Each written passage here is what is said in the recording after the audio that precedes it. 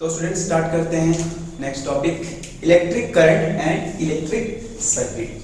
ठीक है, तो इलेक्ट्रिक करंट क्या होता है पहले जान लेते हैं। जैसे आप जानते होंगे इलेक्ट्रिक करंट जब बहता है, करंट जब बहता है तभी हमारा जो इलेक्ट्रिक अप्लायंसेस है जैसे कि फैन हुआ, टीवी हुआ, लाइट हुआ, ये सब ट्यूबलाइट वगैरह ये सब कब चलता है, जब इलेक्ट्रिक करंट बहता है, करंट आता है तब। ठीक है, तो इलेक्ट्रिक करंट पहले हमें समझना पड़ेगा। आप चार्ज अच्छे से समझ चुके हैं, ठीक है, तो आप इजीली समझ जाएंगे कि करंट क्या होता है। ठीक है, तो इलेक्ट्रिक करंट का डेफिनेशन है कि electric current is defined as the flow of charge per unit time. ठीक है, अभी हम समझेंगे इसको विस्तार से कि क्या बोलना चाह रहा है।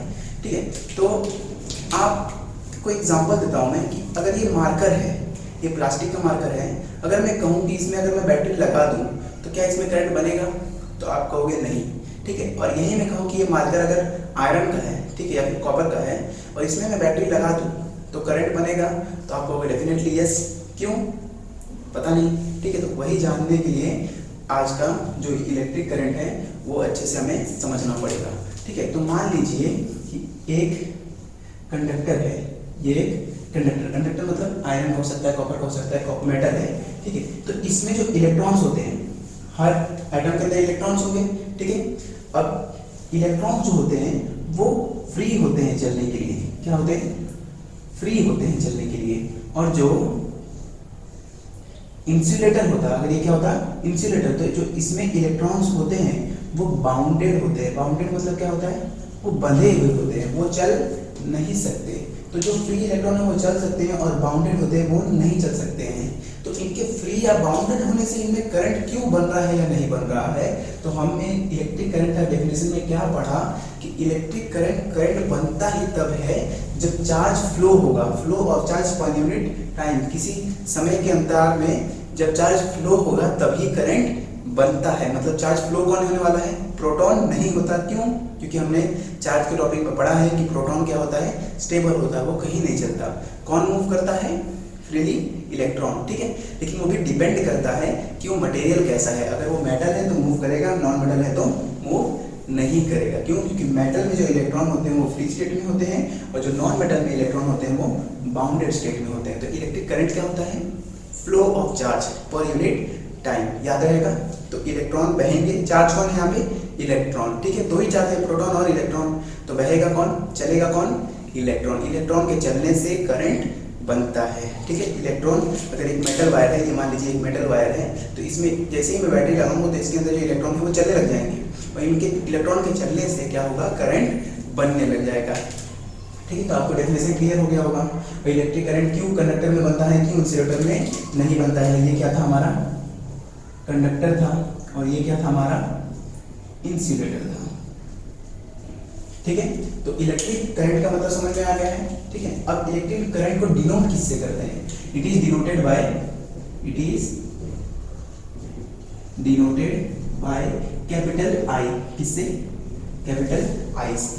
ठीक है, और उसका जब मैथमेटिकली एक्सप्रेस करेंगे इस डेरिवेशन को, इस डेफिनेशन को, तो आई मतलब current is the flow of charge, is मतलब equals to flow of charge मतलब कैपिटल क्यू, क्योंकि क्यू क्या होता है, हमारा चार्ज, पर यूनिट टाइम। पर मतलब डिवाइड करना है और टाइम से डिवाइड करना है, तो क्यू बाई टी। तो ये हमारा बेसिक फॉर्मूला बन जाता है करंट का, कि अगर इतना चार्ज इतने समय में बह रहा है तो इतना करंट बनेगा। तो आई इक्वल्स टू क्या हो गया, क्यू बाई टी। ठीक है, ये समझ में आ गया। अब जान लेते हैं कि इसका ऐसा यूनिट क्या होता है, मतलब करंट को नापा किस में जाएगा। टाइम को सेकंड्स में नापा जाता है, चार्ज को हमने सीखा है कि कूलम्स में नापा जाता है, तो करंट को किस में नापा जाएगा, उसका ऐसा यूनिट क्या होगा। तो ऐसा unit of current is ampere. क्या है, एम्पियर, कैपिटल ए।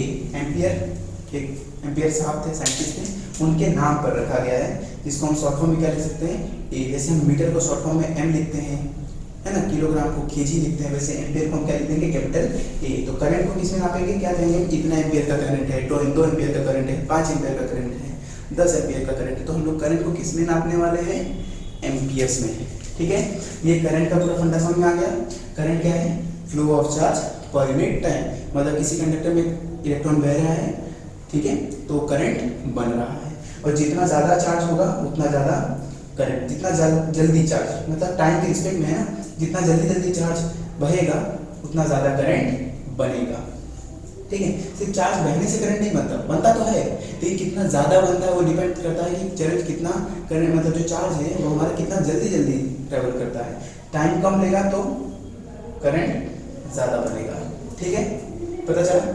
अब अगला जो टॉपिक है वो है इलेक्ट्रिक सर्किट। इलेक्ट्रिक करंट हमें समझ में आ गया है, क्योंकि इलेक्ट्रिक सर्किट को समझने के लिए पहले हमें इलेक्ट्रिक करंट समझना पड़ेगा कि इलेक्ट्रिक करंट क्या होता है, ठीक है। अब इस टॉपिक को स्टार्ट करने से पहले मैं बता देता हूँ कि आपको याद होना चाहिए कि इलेक्ट्रॉन्स क्या होता है। इलेक्ट्रॉन्स क्या होता है? चार्ज होता है। और ये करंट बन क्यों रहा है, किसके चलने की वजह से बन रहा है? चार्ज। और चार्ज कौन है यहाँ पर? इलेक्ट्रॉन, प्रोटॉन नहीं। कौन है? सिर्फ और सिर्फ इलेक्ट्रॉन। इलेक्ट्रॉन की चलने की वजह से करंट बन रहा है, ठीक है। तो जो इलेक्ट्रॉन है वो कहाँ होगा? ये बैटरी दिख रही है आपको, जो ये बैटरी आपको दिख रही है, ठीक है, ये बैटरी है। तो ये बैटरी को लगाया क्यों गया है? ये बैटरी को लगाया क्यों गया? तो आपका सिंपल सा आंसर होगा, जब तक बैटरी नहीं लगाएंगे तो करंट कैसे बनेगा इस वायर में, ठीक है। ये बल्ब जलेगा ही नहीं जब तक बैटरी नहीं लगाएंगे, ठीक है। तो ऐसा बैटरी लगाने से क्या हो जाता है कि इस वायर में करंट बहने लग जाता है, ठीक है। तो ये बैटरी होता है, उसका जो ये साइड होता है ना, छोटा वाला साइड, वो होता है नेगेटिव टर्मिनल। टर्मिनल मतलब क्या होता है? टर्मिनल मतलब होता है एंड, ठीक है। तो बैटरी के दो टर्मिनल हैं, मतलब बैटरी के दो एंड्स हैं। अपने सेल में देखा होगा, एक पॉजिटिव एक नेगेटिव होता है, ठीक है। अपने बैटरी में भी देखा होगा, एक पॉजिटिव वायर निकलता है वहां से और एक नेगेटिव वायर निकलता है। तो ये जो इसका छोटा वाला एंड है ना, वो नेगेटिव टर्मिनल है, और इसका जो बड़ा वाला एंड है वो क्या टर्मिनल है? पॉजिटिव टर्मिनल है, ठीक है। तो जो करंट है वो बन रहा है इलेक्ट्रॉन्स के फ्लो से। तो इलेक्ट्रॉन्स आपको क्या लगता है कहाँ होंगे? पॉजिटिव टर्मिनल में होंगे या नेगेटिव टर्मिनल में होंगे? ठीक है, तो ऑब्वियसली नेगेटिव टर्मिनल में होने वाले हैं। क्यों? क्योंकि नेगेटिव इलेक्ट्रॉन क्या है? नेगेटिव। तो कहाँ बैठा होगा? नेगेटिव टर्मिनल में। तो यहाँ बहुत सारे इलेक्ट्रॉन बैठे हैं, ठीक है। और यहाँ पॉजिटिव में इलेक्ट्रॉन्स बहुत ही कम हैं, बहुत ही ना के बराबर हैं, ठीक है। तो ये इलेक्ट्रॉन यहाँ बहुत ज्यादा है और यहाँ प्लस है, तो ये इलेक्ट्रॉन किधर अट्रैक्ट हो जाएंगे? प्लस की तरफ, ठीक है। तो ऐसे तो चले नहीं जाएंगे बैटरी में से, कहाँ से जाने का रास्ता है? वायर से, ठीक है। तो ये इलेक्ट्रॉन अट्रैक्ट हो जाएंगे पॉजिटिव टर्मिनल की तरफ, ठीक है। तो इलेक्ट्रॉन्स स्टार्ट कर देंगे चलना, और जब इलेक्ट्रॉन स्टार्ट कर देंगे चलना तो हमारा करंट बनेगा या नहीं बनेगा?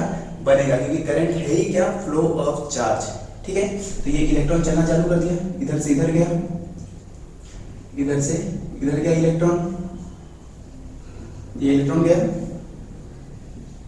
ठीक है, नेगेटिव से पॉजिटिव की ओर, ठीक है। तो करंट किधर बनेगा?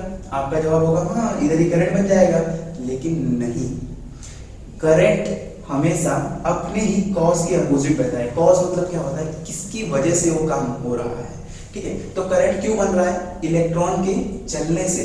तो जो करंट है वो अपने ही कॉज के अपोजिट बहता है, जो उसको बना रहा है, करंट को इलेक्ट्रॉन चल के बना रहा है। तो इलेक्ट्रॉन जिस डायरेक्शन में चल रहा है और जो करंट को बना रहा है, ठीक है, तो करंट को उसी के अपोजिट में बह रहा है। करंट इलेक्ट्रॉन की वजह से बन रहा है और इलेक्ट्रॉन से अपोजिट चल रहा है, मतलब करंट का डायरेक्शन कहां से कहां होता है?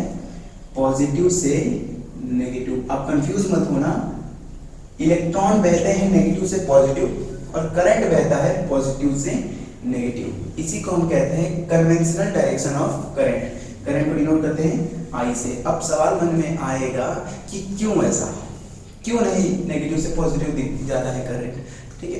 तो जब करंट को बताया गया था पहली बार, जब हमें करंट के बारे में पता चला था, तो हमें लगा कि जो ये बैटरी का जो प्लस है वो हाई पोटेंशियल है और जो बैटरी का जो माइनस है वो लो पोटेंशियल है, ठीक है। क्यों ऐसा लगा? क्योंकि हमें उस समय पर इलेक्ट्रॉन्स के बारे में पता ही नहीं था।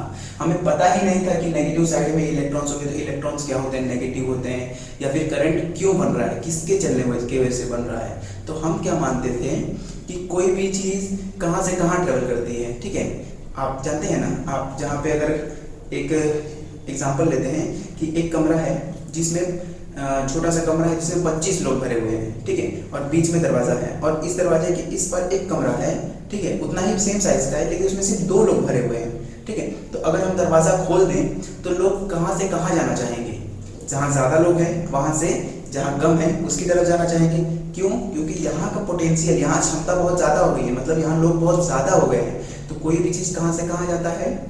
हाई पोटेंशियल से लो पोटेंशियल की तरफ। समझ रहे ना बात आप? ठीक है, पता चल रहा है? जैसे कि आपको एग्जांपल देता हूं मैं, एक ड्रम ले लीजिए, ठीक है, और एक और ड्रम उसके पास में ले लीजिए, इसमें पूरा पानी भर दीजिए और इसमें पानी सिर्फ इतना भरिए, और यहाँ पर आप पाइप से कनेक्ट कर दो इसको, यहाँ से करो, पाइप से इसको कनेक्ट कर दो, तो पानी कहाँ से कहाँ जाने वाला है?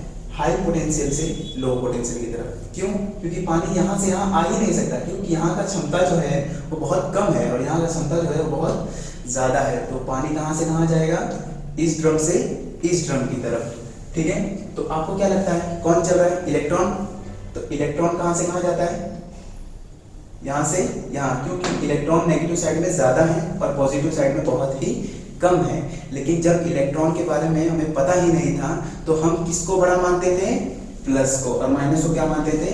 छोटा। तो हमें ऐसा लगा जो करंट है वो कहाँ से कहाँ जाता होगा? बड़े से छोटा, क्योंकि कोई भी चीज कहाँ से कहाँ जाती है? बड़े से छोटे की तरफ। तो हमने प्लस को बड़ा मान लिया था और माइनस को छोटा। तो करंट का डायरेक्शन हमें उल्टा बता दिया था। ठीक है, तो करंट के डायरेक्शन में कोई फर्क नहीं आया क्योंकि ये इंटरनेशनली अडॉप्ट कर लिया गया था। तो बाद में पता भी चला तो उससे कोई फर्क नहीं पड़ता है हमें।